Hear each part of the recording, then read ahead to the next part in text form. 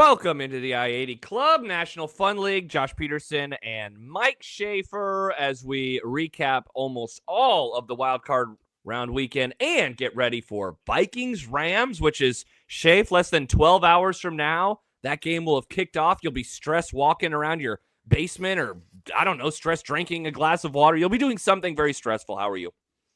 Yeah, it's just we're now within a normal amount of time for the football game. Basically, most of the week has just been like, hey, there's going to be a game on Monday. There's going to be a game on Monday. There's going to be a game on Monday. You get excited when your team makes the playoff, and then it's terrifying before the game even is played. So Yeah, that's all part of being a fan, I suppose. But from where I was last week to where I am right now, I feel better. I feel better. It helps watching some of these games play out, and it's like, okay, not every team that you go against is going to be a juggernaut. So yes, not everyone is the Lions. Yeah, well, it's not even that. It's just not every environment that you play in is going to be the Lions. Not every game that Sam Darnold has played in this year has been poorly played. Kevin O'Connell hasn't been out coached a bunch. It's still going to be a terrifying 3-hour event. And as someone else, I think it was Dustin in the I-80 Club Discord had posted about how like none of the games have been close going into the Sunday night game. I had already thought about that. That was already on my brain. That was already like, oh, cool. We're going to get 5 crap games. And then the 6th game is going to be this instant classic that comes down to like a Hail Mary, the style of when Kentucky gave it up to LSU, where it bounces off of like 3 players and a guy just runs right behind it. And, Tutu Atwell scores the game-winning touchdown for the Rams in Phoenix, and I'm just forced to sit there just devastated on a Monday night. Sad. Yeah. But now that there's already been a doink for a game-winning field goal, you're okay.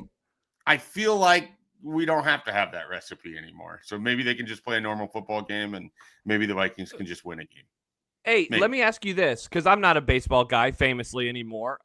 You are famously. How does an NFL playoff game in the stress compare to a baseball playoff game in the stress? I know that baseball has something that no other sport has, and that's the daily stress of a playoff run. But what does football have, or I guess how does it compare to baseball and the stress that you have during those playoffs?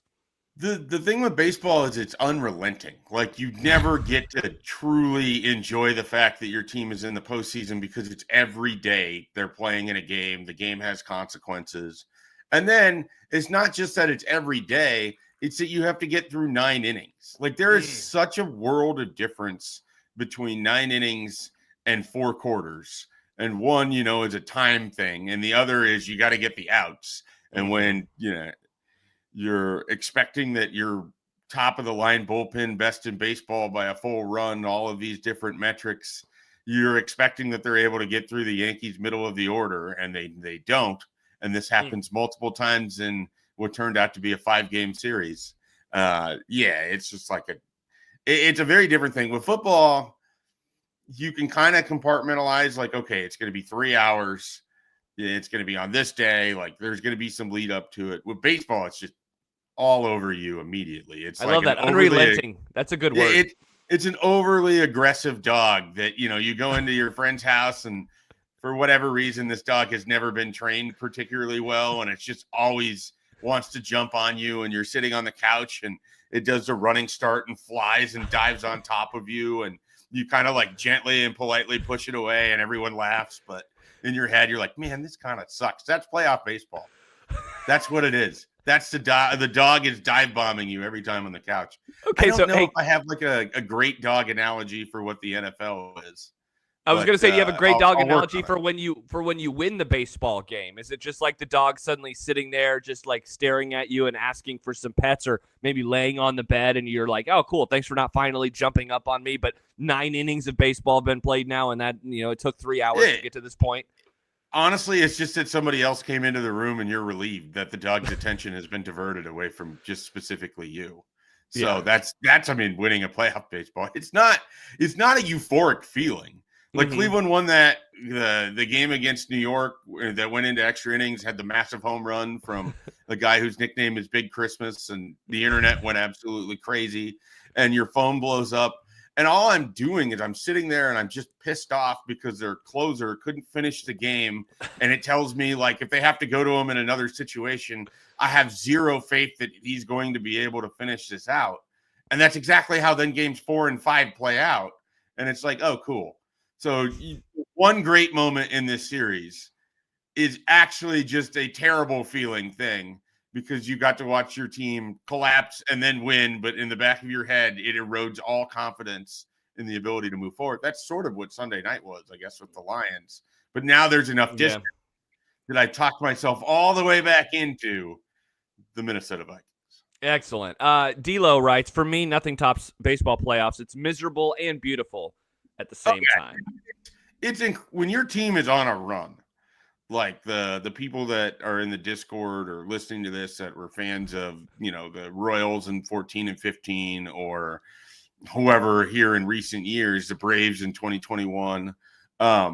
When your team is like on that run, it is outstanding. When Cleveland ran through the ALCS in 2016, it was amazing. Less fun when you're up 3-1 in the World Series and then you can't win that last game, but and it's a team that has a lot of fans locally, and they're going to remind you about this for the rest of time. Yeah, I'm surprised I don't have a Kevin Kugler mention right now. Somehow he's listening to this and he's just getting the gif of Michael Martinez grounding out to Chris Bryant ready, and he's just going like, doing the, Yeah, sounds about right. We normally only read comments, as Corey writes, 2016 was fun.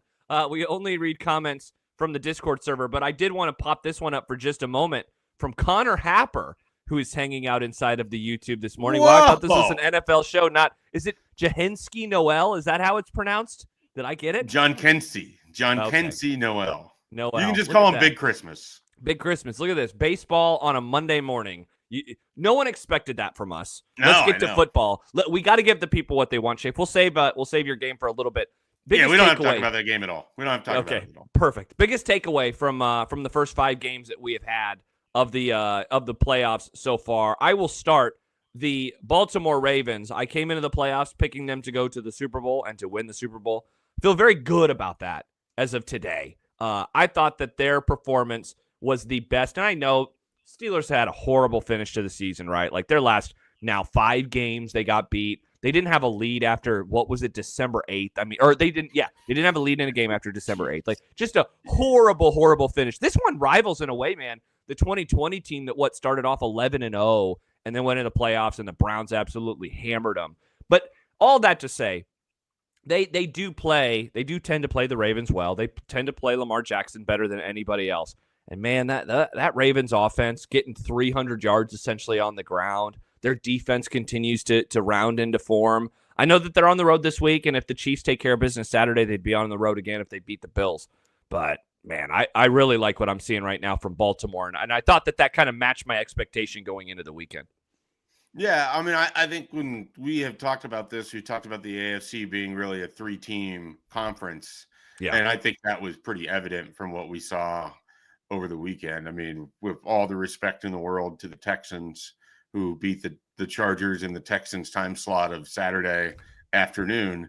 Mm-hmm. They're in the game, so there's a 4th team that will be playing. I don't know, I'll do my best to talk myself into how the Texans can upset the Chiefs, but it really does feel like a 3-team conference that Buffalo handled the Broncos pretty admirably. The Steelers really never felt like they were a threat in that game against Baltimore. You and I, all we wanted out of this was the Baltimore-Buffalo showdown, which means it's probably not going to be that good of a game. But there's a chance it's the best game that we've seen in forever. And so you just cling to that chance. I don't know about you. I thought about this. I still think that Chiefs-Bills divisional round game from a few years ago, the best playoff game I've ever watched. It was incredible. I don't know that I will ever have that feeling watching a football game again. Now, some of it was I had just smoked a bunch of pulled pork and my belly was full and, things were great. Shelby and I killed 3 bottles of wine that night. This was all pre-Hudson. Yeah. And so, I felt fantastic that evening.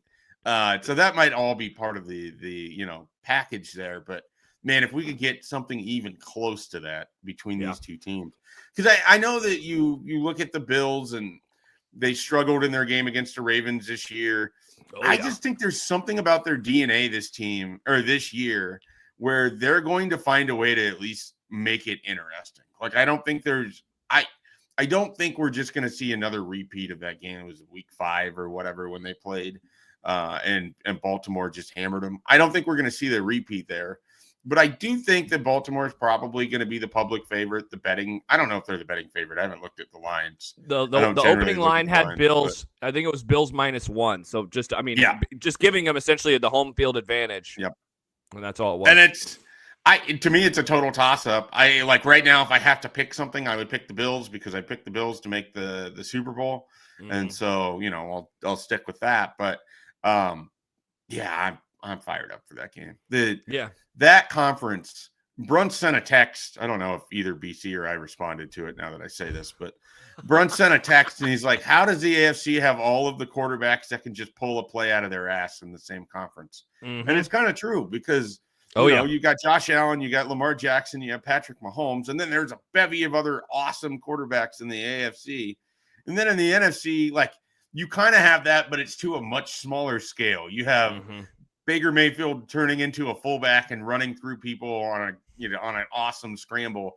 You have Jaden Daniels on 3rd and 1, just sort of somehow keeping his feet moving and getting away from the defender who looked like he had him dead to rights. Mm-hmm. You have Jalen Hurts and Jordan Love just making people who watch football question whether they're good or not every single week that they play because they can do something amazing and then absolutely hit the linebacker between the numbers like he's Chubba Purdy and he's trying to finish off a Black Friday game against Iowa.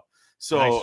I mean, like, it's just a wildly different conference. Like, it's, Jared Goff threw 5 picks in a game this year. That's the guy that is sort of I don't know, is he like the most confident anybody is in a quarterback in the NFC playoffs? I would say Jaden Daniels is the most talented, but I don't think anyone believes that he can pull this off for 3 straight games. Yeah, I can't imagine a rookie going to the Super Bowl. It just is hard to fathom what that would look like because we've never seen it before, but I guess it only takes one guy to actually do it. So to answer your question, I do think it's him. I guess if Stafford and the Rams were able to go on a run, a lot of people would say, well, we shouldn't really be surprised. He did it before. He could do it again. He's obviously super talented, and he has great receivers that he's throwing the ball to. But in terms of quarterbacks that I am most confident in that conference, I would probably start with Jared Goff. I guess everybody is kind of the same in that, like, we don't trust the quarterback, but the receivers or running backs are all really good. Like, it's like that up and down the NFC playoffs right now, except for Washington. Honestly, they're like the one outlier I think that remains no matter what happens tonight, I guess, but certainly with the Eagles and certainly with the Lions. So the flip side of this is the AFC has those quarterbacks that we're talking about, but then the NFC, it's Justin Jefferson, it's St. Brown, it's A.J. Brown, it's Puka Nacua, it's Cooper Kupp, it's Terry McLaurin, it's any number of Packers receivers that are healthy enough to make it through a game. They don't have those anymore. Like it's a totally different setup, but there's like the scary is the skill position it almost in the NFC. So it's wildly different, and yet it all leads to the same thing. And I'm curious what you think of we still have the one more NFC game to go. Yeah. But do you think there's any chance that Washington can stun Detroit, or does this just feel like it's going to be a 42-20 kind of Detroit just kicks Washington's ass at home? They're healthy for the most part. They're getting a lot of the guys back that they'll have back until, maybe Hutchinson can come back for the Super Bowl or whatever. I told you last night I'll try to talk myself into that game being close, but I think it's going to be pretty hard to do. Yeah, I think I'm with you on that. We see teams like this a lot. And by teams like this, I mean, well, I guess both, but I was thinking of Washington, where it's like, you had a really good season. This is awesome. You're obviously going to be in the mix for things moving forward. But you run into then the best team in your conference. And like unequivocally, the Lions this year were the best team in the NFC. And so normally in these types of situations, the best team in a conference reminds the up-and-comer how far away you are. And I think that the Lions, I think they've kind of earned my respect to say, yeah, it's hard to imagine this game being close. And I don't even think that's any like anti-Washington bias in the mix. For me, I'm going to try to find the anti-Philadelphia stuff for the other game. But I think the Lions are really good. I mean, Daniels is obviously a great player and super fun and can make things difficult for Detroit. I just can't imagine them stopping them over and over and over, even with the great defensive improvement that we've seen from Dan Quinn's side this year. So I am hard pressed to believe that this game is going to be anything other than like a 38 to 17-ish type game at the very least. It reminds me a little of a couple years ago. You had the Giants go into Minnesota and they win that game, and then they're playing the Eagles again, and there's this conversation about like, okay, Giants Eagles, they know each other well. Like this isn't a matchup that Philly probably wants, and then they got bludgeoned. Yeah, just crushed them. Yeah, like it was it like 31-0 at one point or something? I think they beat them 38-7. I mean, game was bad. And so that's a good comp because that team, that Giants team, it's funny in hindsight because a lot of people are like, whoa, they're way ahead of schedule. They're going to be a pain in the ass for the NFC East. And that was like the high point of the Dayball era.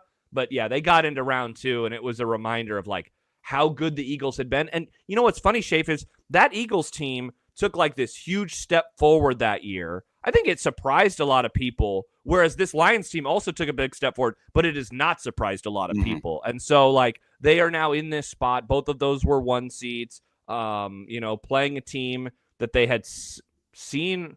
Had the Lions seen Washington this year? I guess no, I don't think they have. No, they haven't played. This will be the first time, whereas obviously Philadelphia had seen New York a bunch of times. So I guess that would be the one thing. Is just like, hey, you haven't run into Daniels yet. Like, how are you going to defend him? But again, like the Washington, great story this year. Really good team, really exciting team. I think it's more about their future. I think the Lions are going to take care of business in that one for sure. I think it's the other 3 games that are, well, never mind.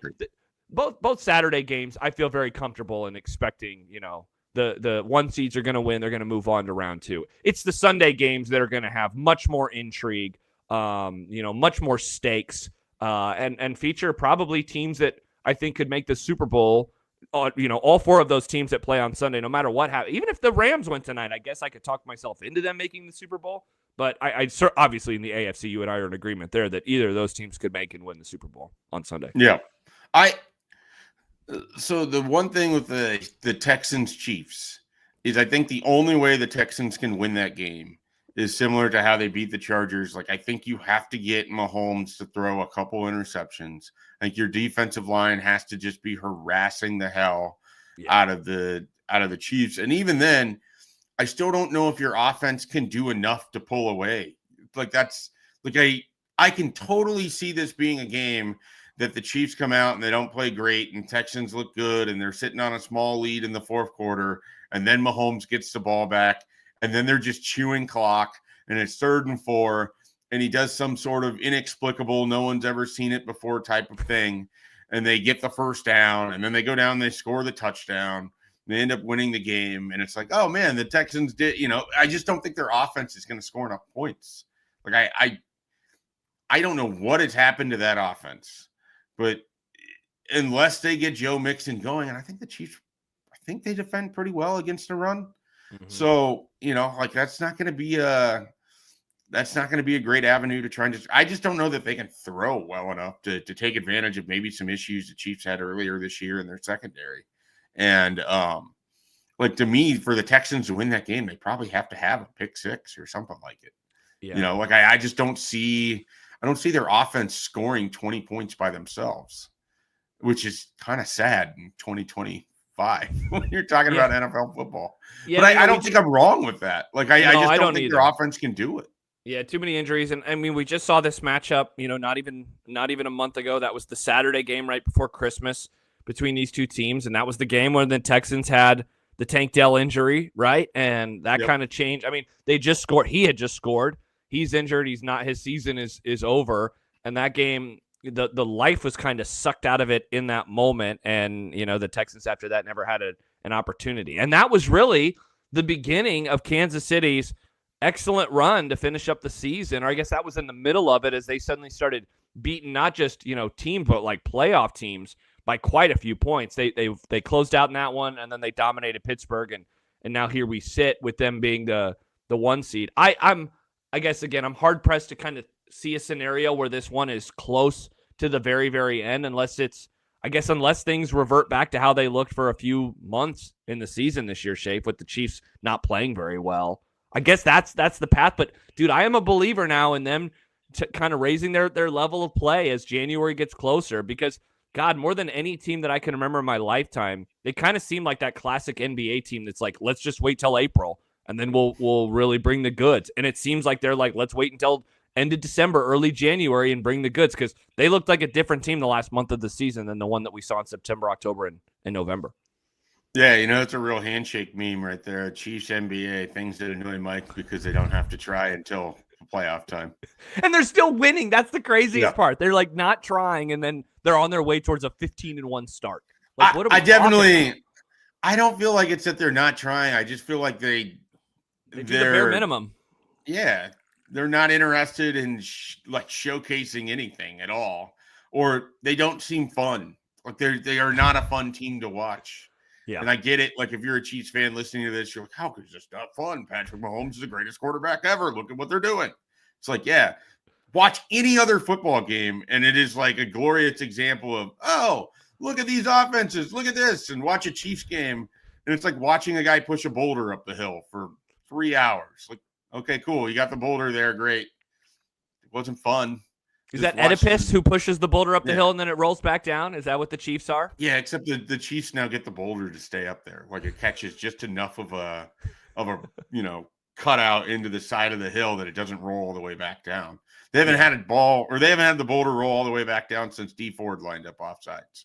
Wow. Like that was the last long time ago. That was 7 years Even ago. their Super Bowl loss to your favorite Bucs team. It wasn't even a boulder. I mean, they just got steamrolled. That was just a bad night. Yeah, bad times. Let's not bring up the Bucs winning the Super Bowl again, please. So yeah, that's where we stand with the Saturday games. The Sunday games, I think will be bangers. Obviously, depending on what happens with your team. I texted you yesterday before the Sunday night game. I said, "So, are you rooting for Washington now?" And you were basically like begrudgingly yes, because obviously you're a big Bucs guy. But it would seem that it would help you obviously to play. Well, at least I think so. Yeah, I would rather go outdoors to play Philadelphia in the second round. Like if Minnesota wins, I think their path to getting to an NFC Championship game is easier going through Philly than it would be to go through Detroit. Yeah. I mean, I don't think it's a slight to either one of those to say that. But Minnesota hasn't played Philly this year. So there's like a part of me that's intrigued by that. And I mean, Philly is loaded up and down, on their roster. And they just keep getting guys that are really good college players that for whatever reason fall perfectly to them in the draft. I hate it. Yeah. We could just stop having that happen. That'd be great. Yeah, stop allowing the Eagles to draft really good players. That'd be a good call. I follow a bunch of Georgia people just because they're on the network and everything else. And is it Nolan Smith? Basically, it's just this morning is just a bunch of Georgia writers tweeting about how good Nolan Smith looked and how we all knew that Nolan Smith was going to be this good. And I'm just thinking to myself, and of course, we all knew he was going to end up with the Eagles along with Nakobe Dean and Cooper DeJean and Jalen Carter and Jordan Adams. Unreal. Yeah. What did you think of their game yesterday versus the Packers? Speaking of games where people kind of talk themselves into Green Bay making it interesting over the week, I never allowed myself to think so. And I guess the game was close enough where if you thought that it could be close, you were, I guess, kind of right, even though the Eagles ended up covering in the end. That I didn't really feel like that was a pretty football game by any means, right? Like Philadelphia gets the odd, and I missed it. I missed the opening kickoff. Yeah, I did too. I didn't see it either. Yeah, I'm in my office, and I hear Riss reacting, and so you go out and you watch the replay, and I'm still stunned that they didn't overturn it. And so the Eagles get the ball right down the field. And in that moment, you're just like, oh, God, is this game going to just completely get away from them? And after that, the Packers defense, they did really good for a while. The Packers, I think they had a fourth down conversion that they didn't get. They missed the field goal. And then finally, when they get on the board, then the Eagles go right back down the field and score again. And so it always felt like they had a stiff arm with enough distance in between them and Green Bay the entire time. And so it never really got interesting, and obviously the wide receiver injuries were brutal for Green Bay as well. But it just, I don't know, not an appealing football game, but I guess I don't know what to take of it exactly in terms of the Eagles and their performance and what that means next Sunday versus either your Vikings or the Rams. I think the Packers have a solid defense, and they put themselves in that game. I mean, you think about it, a touchdown is basically just given to the Eagles right at the start of the game. The Packers have the really dumb interception from Jordan Love, I think, when they were down. Were they down 16-10 when he threw that?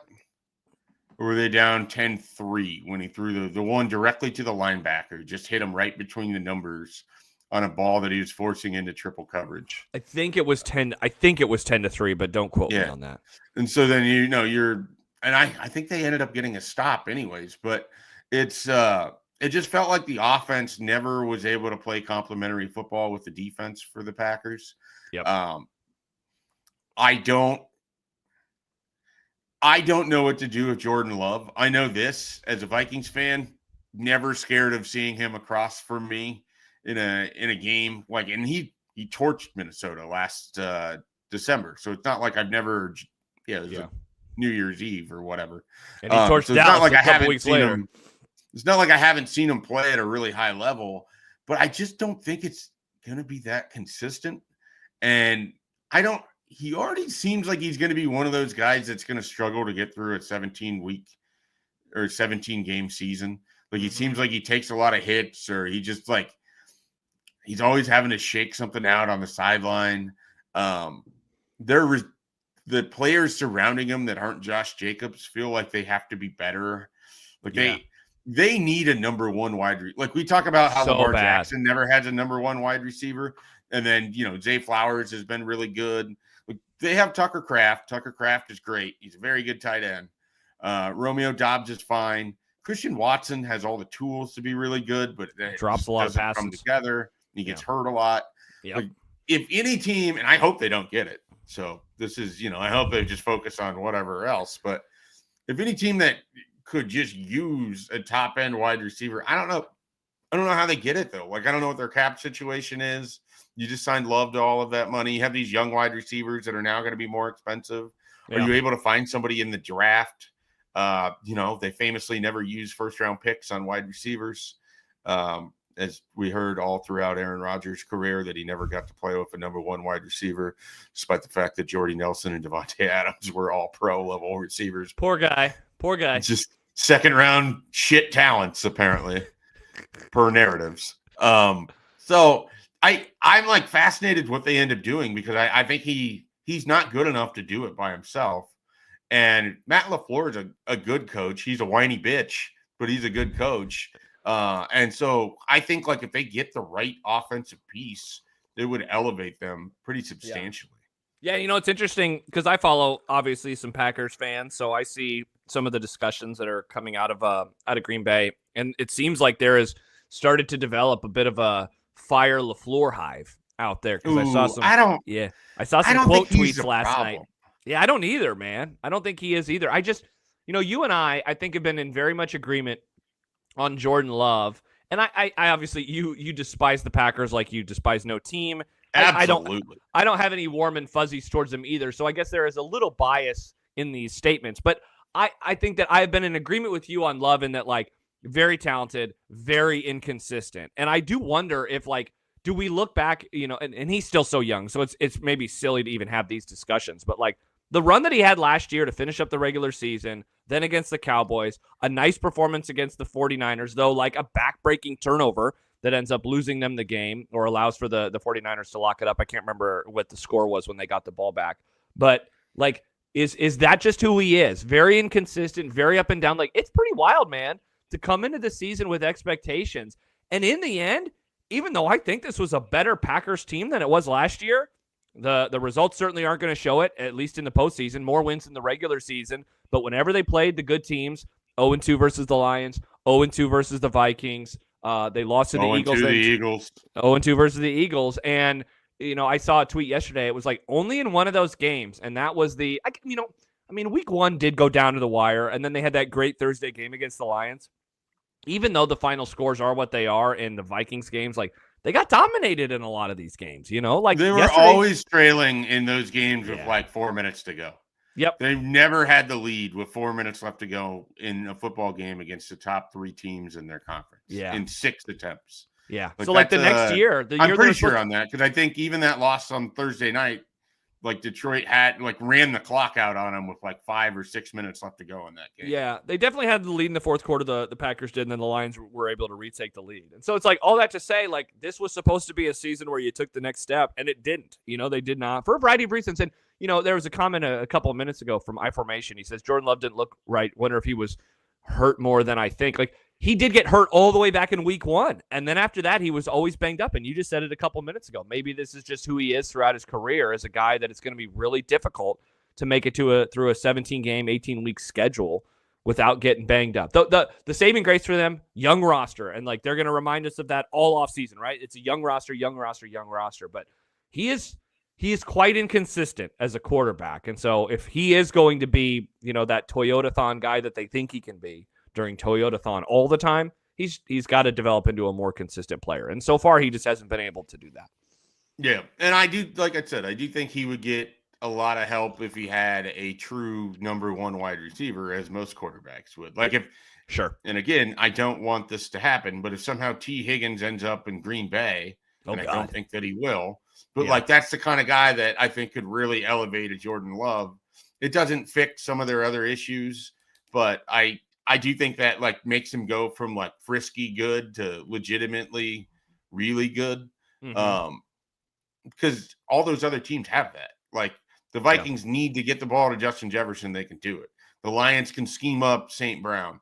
A.J. Brown came up with a couple big catches in that game on Sunday. Although he was kind of quiet, but I mean, it wasn't, nothing. So I think that's kind of the thing that's holding sort of the Packers back. Some of these other teams that have been eliminated. Yeah. What do you make of the Broncos season? I texted you, as I often do, because I'm petty and I hate them, and I hate every team that I'll ever coach for the future of time. But Sean Payton's 9-9. Yep. Guy who's talked about as a Hall of Fame coach, 9-9 in the playoffs. Pretty sure Denny Green went 9-9 in the playoffs, and nobody celebrates Denny Green. Yeah, hey, Mike McCarthy, look at his playoff record. It's pretty much the same. I, for years, said that he is Mike McCarthy with better PR, and I continue to stand by that. I will say this, to give Sean Payton, not his flowers, but maybe one flower, a tulip that I found in my yard. I think this was a team that was ahead of schedule, for sure. I thought that they had a good year. They then were the 7th seed, and one 7th seed is one in this playoff expansion era, and it's the fucking Packers last year. I'm still infuriated by it. So they play like a 7th seed should against one of the teams that is going to win the contend for the Super Bowl. I thought they had a really good year. Bo Nix was way better than I thought he was. I also think that the criticisms of him, not really going downfield a whole lot, I think that those are warranted. I did not expect the Broncos to be as good. We had Parker Gabriel on Sportsmanlike Conduct on Friday or Thursday, one of those days. And, the Russell Wilson deal is still on the books. And it's like, when that is off, like that's going to be pretty interesting to see what they're able to do. So I thought that they were good. I think Sean Payton has a ceiling now, though. Like, again, go look at, like you said, 9-9. Go look at his season since they won the Super Bowl. It's a lot of like, wow, how did the Saints lose that game? This is not one of those games for the Broncos. They were not supposed to win this game. They got embarrassed. It was exactly what it was supposed to be. But I think overall it was a solid season for them. The team that I wanted to ask you about that lost is a team that a couple of people are commenting on, and that's the Steelers. Because Matt says, I keep hearing complaints about Tomlin or insinuation that things aren't copacetic in Pittsburgh. As a Bears fan, what are the chances of poaching Tomlin, and how good of a hire would that be? Corey adds on top of that, I think Tomlin and the Steelers would both benefit from a change of scenery. I said this to Riss on Saturday night. I wonder what you think of it. Andy Reid has had a ton of success with Kansas City, and yet I don't think that either side, obviously the Chiefs are pumped that they have him.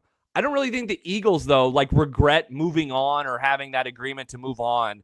And they got a Super Bowl out of it a couple of years later, so that probably helps too. But, dude, I think that those two, I think him and the Steelers, I think it's time for a breakup. I just don't think that this is working. Jason Garrett's won a playoff game more recently than Mike Tomlin. Incredibly high floor, horrifically low ceiling, though, given the way in which they have had success in the regular season over the last decade. Yeah, I think it's really tough because outside of the Baker Mayfield one, when were they really favored to win a playoff game? Because for the most part, they come in and they're losing to Lamar Jackson into Patrick Mahomes, and they're doing exactly what happens when you're playing the Chiefs and the Ravens in the playoffs. I'm trying to think of who. I know they lost to Baker Mayfield and the Browns. They lost to remember the Jacksonville game? Yeah, but that was the divisional round. That was the divisional round. They were the 2 seed, and that was in the olden days. Yeah, that was 2017. Yep.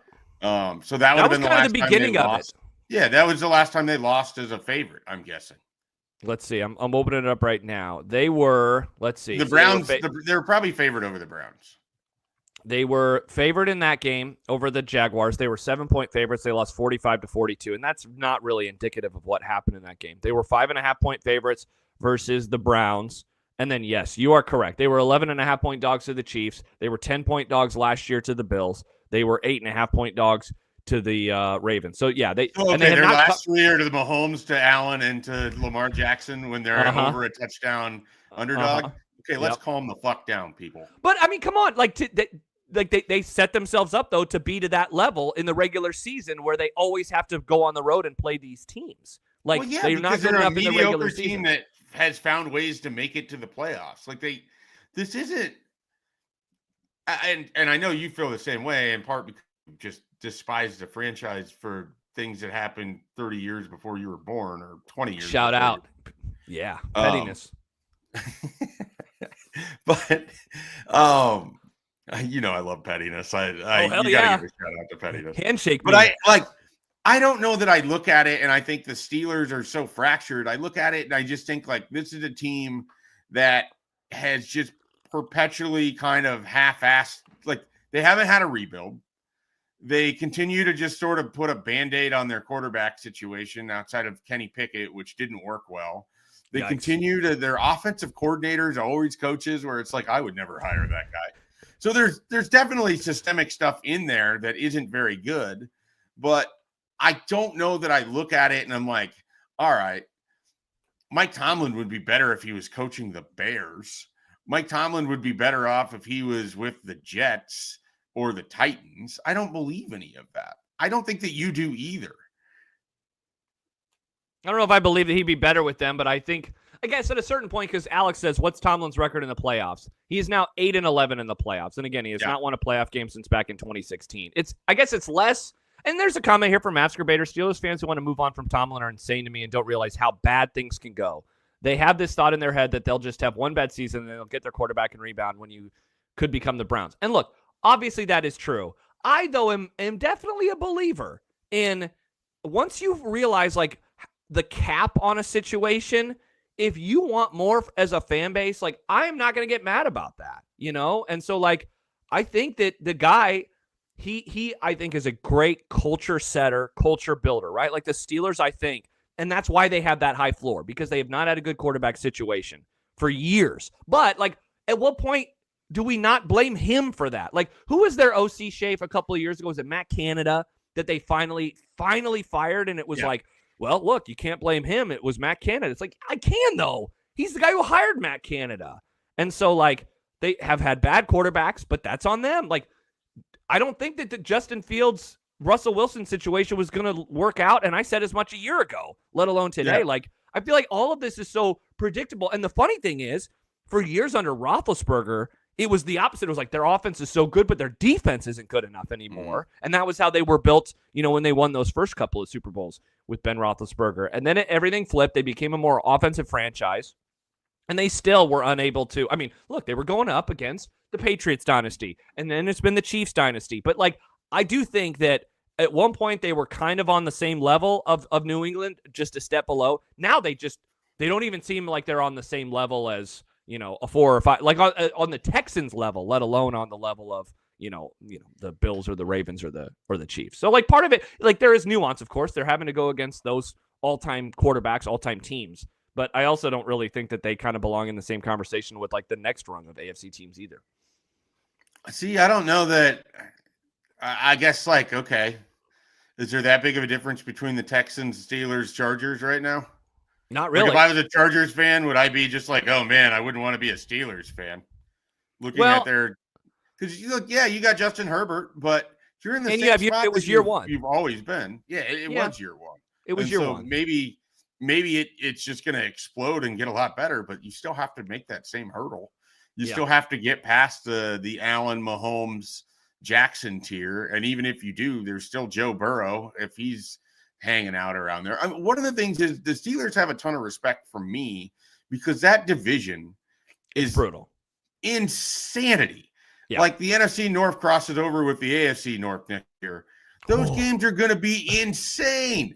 Like awesome. Absolutely insane. JJ McCarthy is going to get his ass kicked. Nice. It's going to be terrible. I already hate it. But so the Steelers are competitive with two of the best quarterbacks in the entire world in their division. They beat those teams.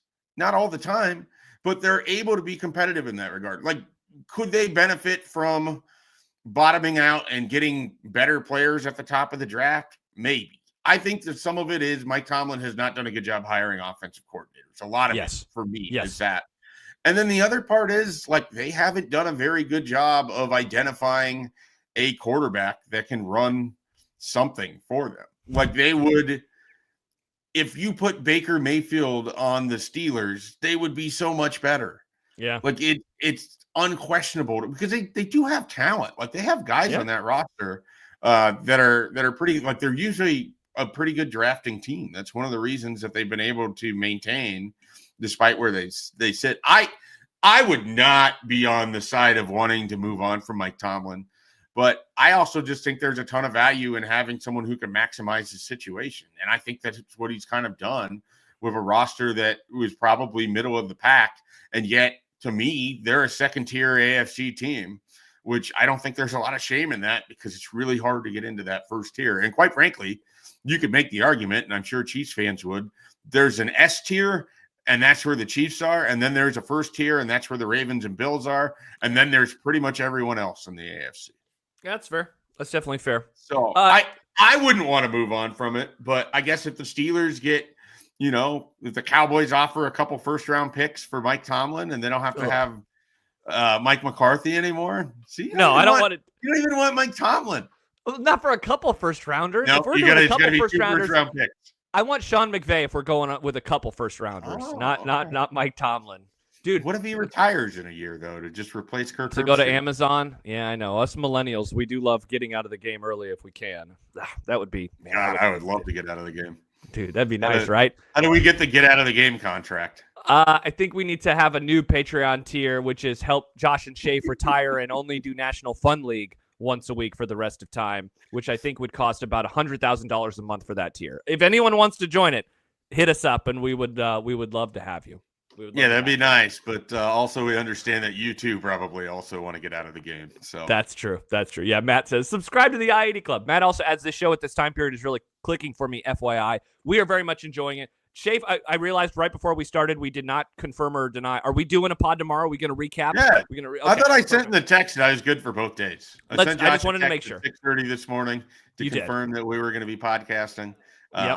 I'm good for tomorrow as well. I can come on and be sad or obnoxious or whatever is necessary. So what are you going to be? Alex says excited for the Vikings pod tomorrow. As we get ready to say goodbye for this morning, how do you think you will be feeling? You said it at the start. You're feeling way better today than you were a week ago at this time. A week ago at this time, you were as down as I've ever seen you on National Fun League over the course of these couple of years that we have been doing this. You're feeling better today. Fun. No. How you feeling about this matchup now? You saw this team in week 8, I believe it was, which is crazy to think. Like it seems like it was just yesterday we were doing Wang Nachos, and suddenly it's 4 months ago or whatever it is. How we feeling 7 hours away from halftime of the Monday night game tonight? Yeah, I mean, I like what Minnesota has. I think that they're a tough team to play. I think they have the ability to move the ball on everybody in the league. I know they struggled with the Lions last week, but I think they can move the ball on the Rams. I think that Brian Flores will look at the film from the first time these teams played, realize that they rarely blitzed in that game. Matt Stafford, for as good as he is old. He's immobile. He really struggles against pressure this year. He's like the worst quarterback in the league when teams are able to get pressure on him. So if you don't let him be comfortable, it's going to be hard to pick things apart. I'm terrified of Puka Nacua.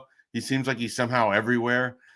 He's already kind of become the wide receiver that I think is most likely to replace Justin Jefferson as the best in the league, in part because I think he has the play designer to do it in Sean McVay.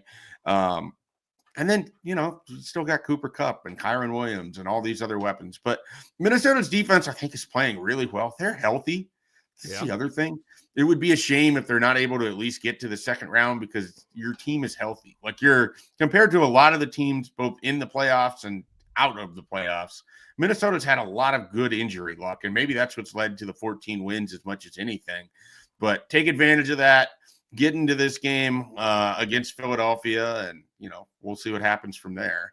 I would be really disappointed if such a fun season ended going 14-3 and then a one-round playoff exit because you're not even on the road. I mean, they've had a lot of breaks just kind of go their way, and I hate referring to the California wildfire as breaks, but I mean it effectively has been for Minnesota. They're not having to play a road game, so I feel. That was a long, rambly answer. I feel confident that they're the better team, and unlike in week 8 on the short week, they'll be prepared. They'll play well, and I think they'll win. And hopefully it's a comfortable win, and I don't have to sweat anything out. But because it's the Vikings, it absolutely won't be comfortable. It'll probably come down to Will Reichard, and God help us if that's the case. Good luck if that is the case indeed, Schaef. Yeah, like the awkward part of this, of course, is that this game is being moved. It is not in Los Angeles. It is being played in Arizona. And, after the Chargers game, I think Riss asked me a question. It was like, I wonder how much the wildfires affected the team this week. And it's just such a weird thing to bring up, right? Like, I wonder how this has affected them. But it's hard not to think about what has that done for game planning? What is that? I mean, their minds are obviously going to be an entirely different situation. Because they know people affected. Like, it's a totally different thing sitting here in Nebraska where, you see the devastation, you see the video, and you see the god-awful Twitter commentary and even maybe worse than the Twitter commentary, the commentary on my message board right now. That thread needs to be locked. I should probably just lock it, but it's useful for some people still, I guess. So, but like real people are affected by this, and guys playing in this game, like they either know neighbors or themselves or whatever else.